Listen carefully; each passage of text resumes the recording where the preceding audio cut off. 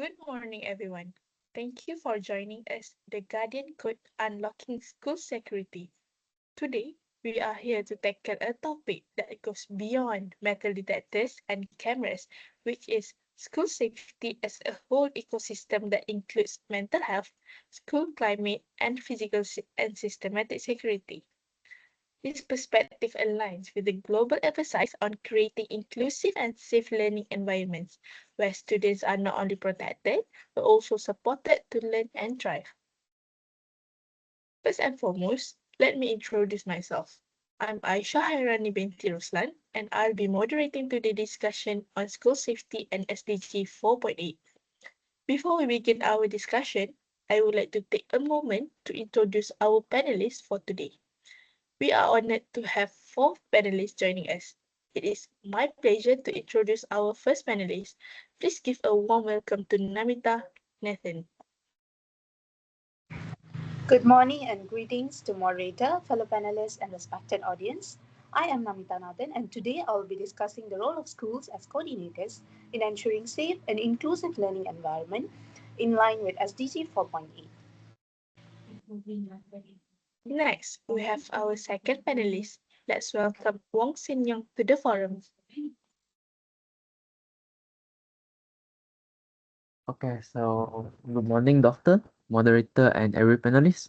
My name is Wong Sin Yong, and today I will be sharing how structured mental health support can help create safer school environments. Moving on, I would like to introduce our third panelist.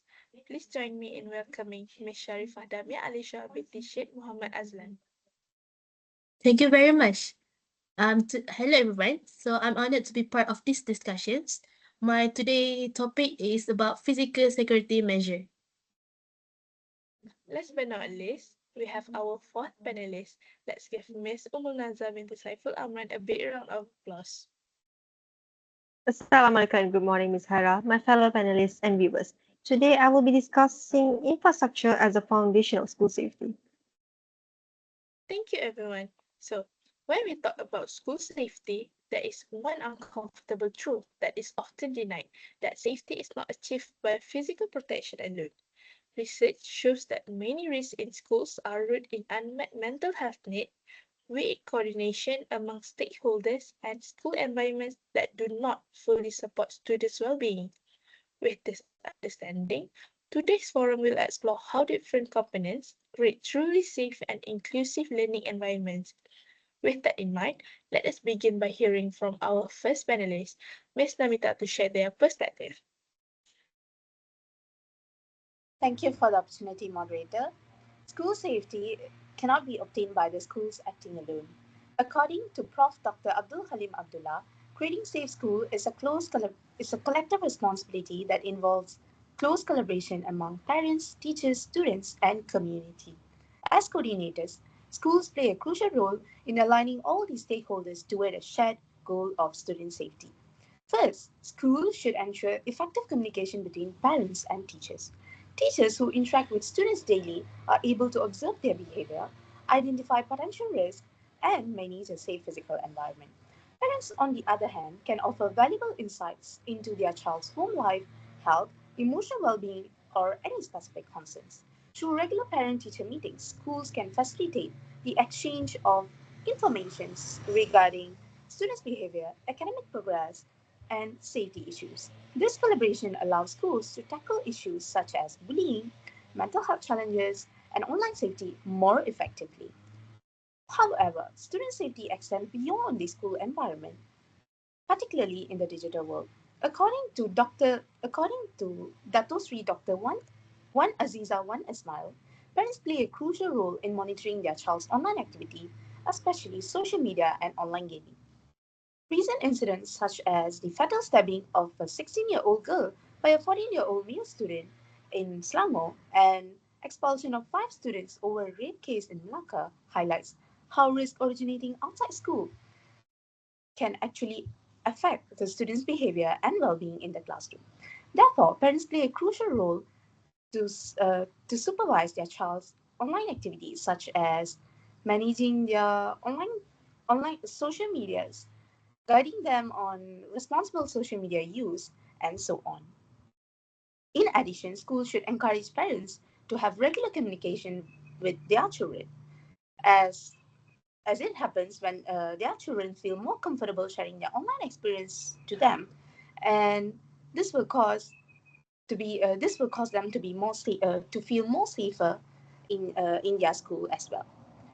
When parents are supportive and approachable, their child are more likely to seek help to them when they feel threatened. In conclusion, effective collaboration among parents, teachers, students, and counselors, and also shared responsibility is the key to create a safe, inclusive environment and achieving SDG 4.8.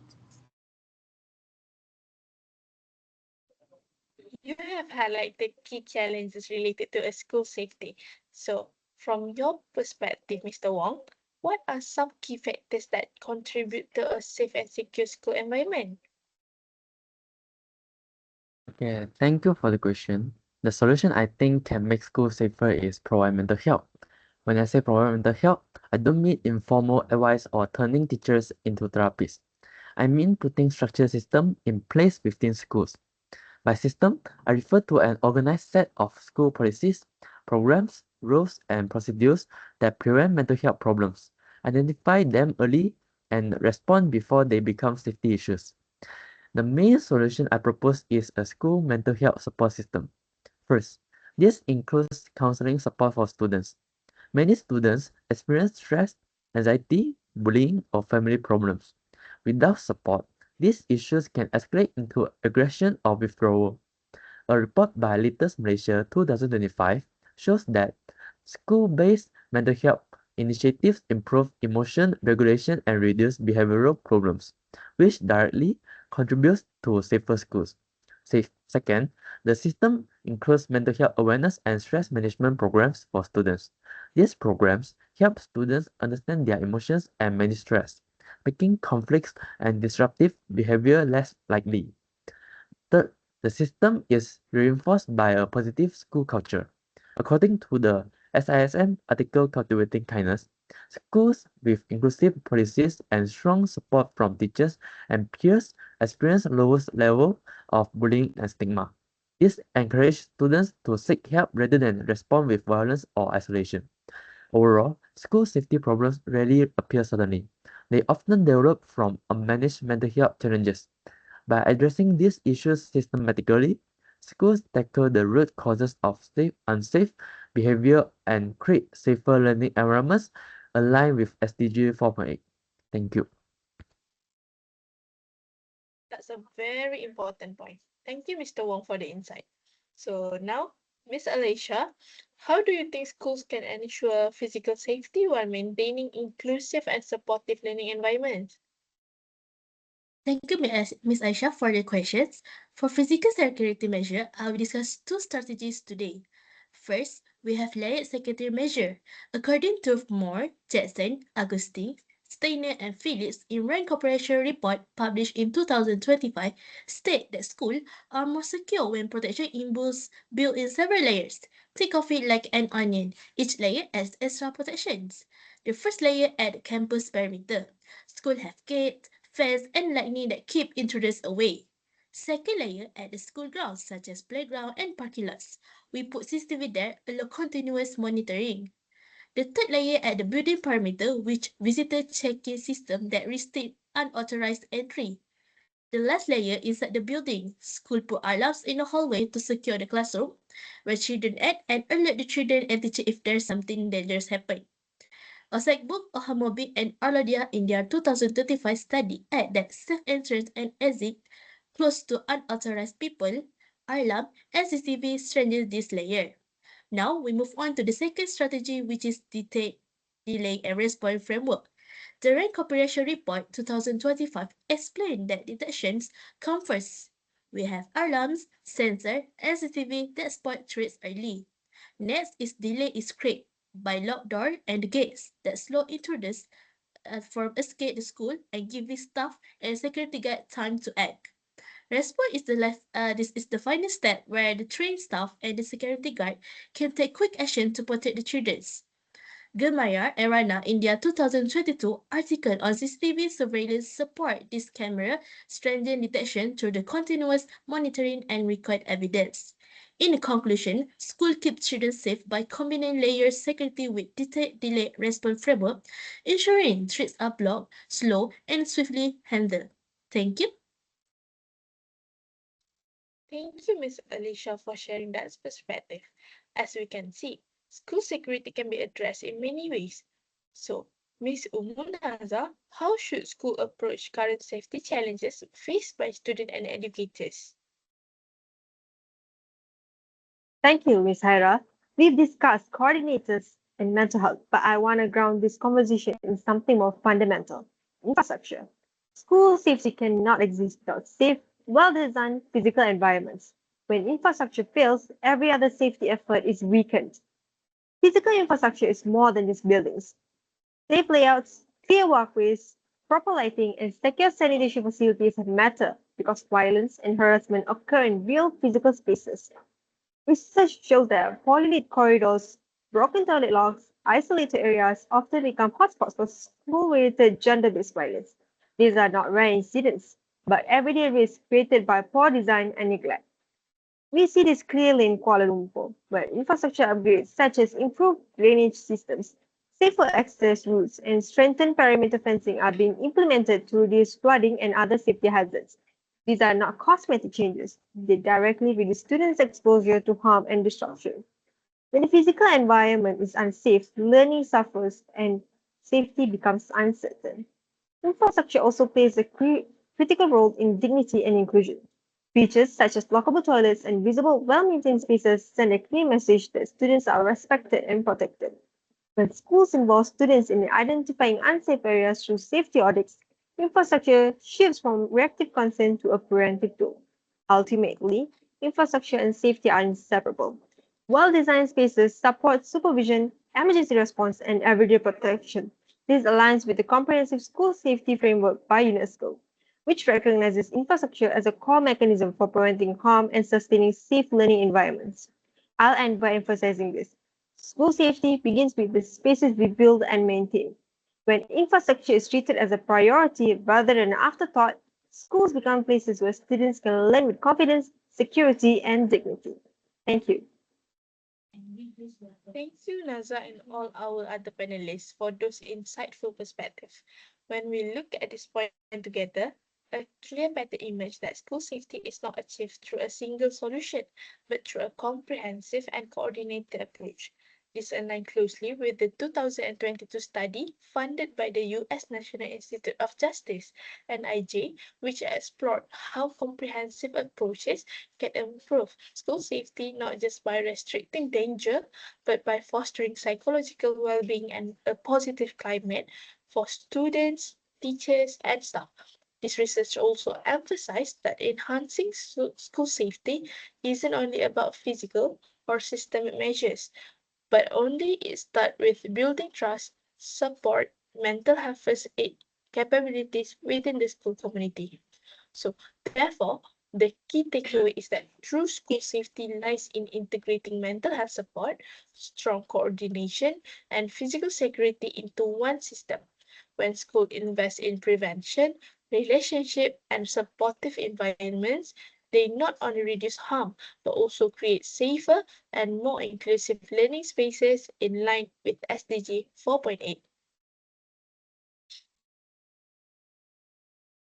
Sorry to interrupt, Ms. Hira, but I would like some clarification on this. Physical safety is physically installed in schools. So how does it differ from infrastructure? Thank you for that, Neza. Let us hear from another perspective. Miss Alicia, you are the expert in this. What is your view about this? Yes, fence and gates are physical infrastructure, but in my roles, I'm not just talking about building them. I'm focusing on how they function as a part of security strategy. Infrastructure becomes security only when it's integrated into the layer protection and detect delay response framework. For example, a locked door is not just a structure, it's a delay mechanism that buys time for staff to respond and protect students.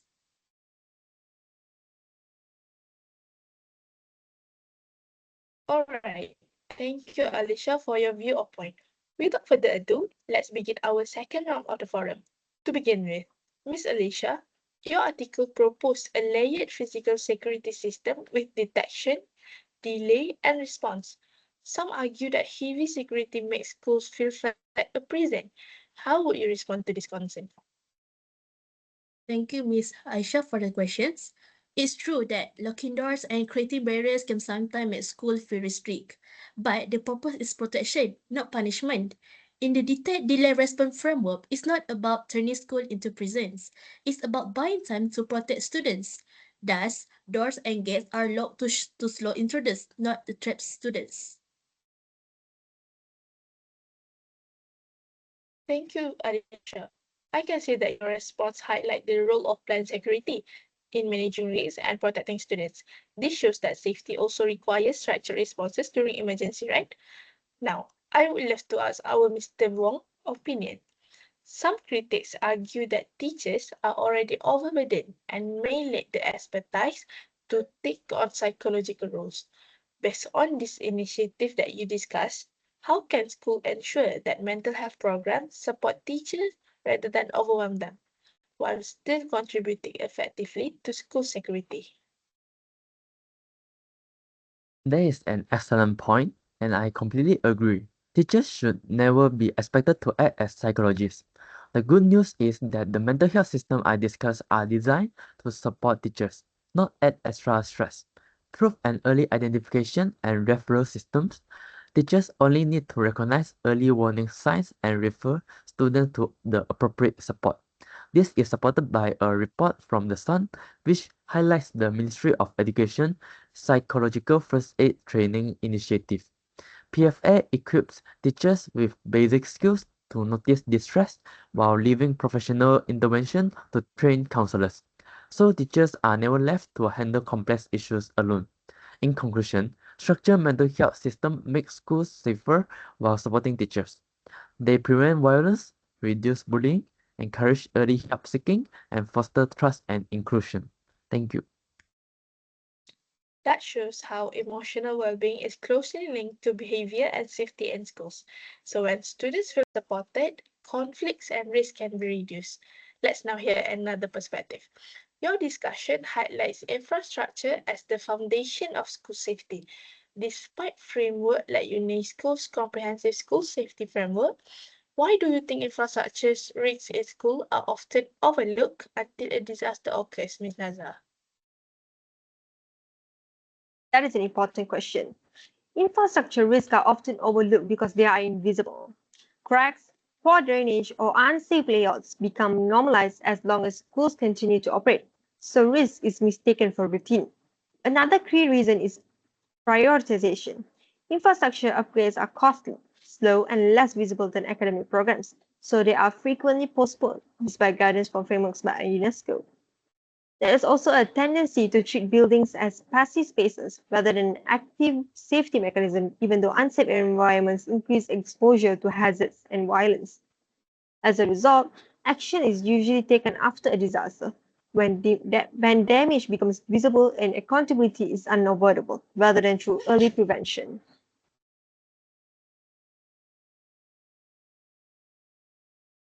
Thank you.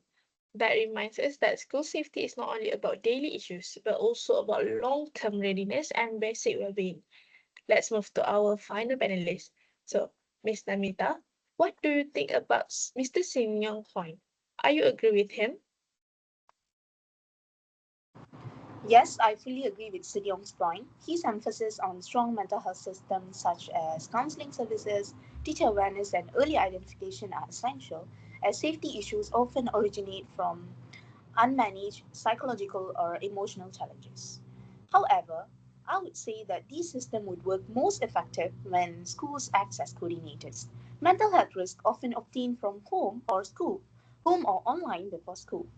So, coordination between schools, teachers, parents, and counselors are essential as early identification.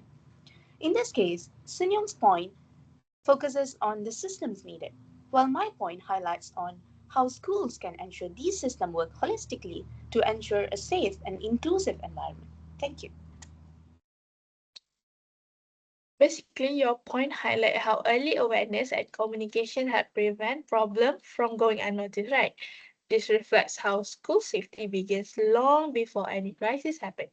This brings together many of the ideas discussed today. Thank you to all of our panelists. In this round, we have seen that school safety does not come from one single solution, but from a combination of emotional support, shared responsibility, and structured system. The discussion shows that when schools address problem early, support students' well-being, and prepare for risk, they create a safer and more inclusive learning environment. This brings us closer to the core goal of SDG 4.8, building schools where every student can learn in safety and dignity. Last but not least, thank you to our panelists and audience for being part of this important conversation. May us meet again in the future with another beneficial discussion for all. Thank you, guys.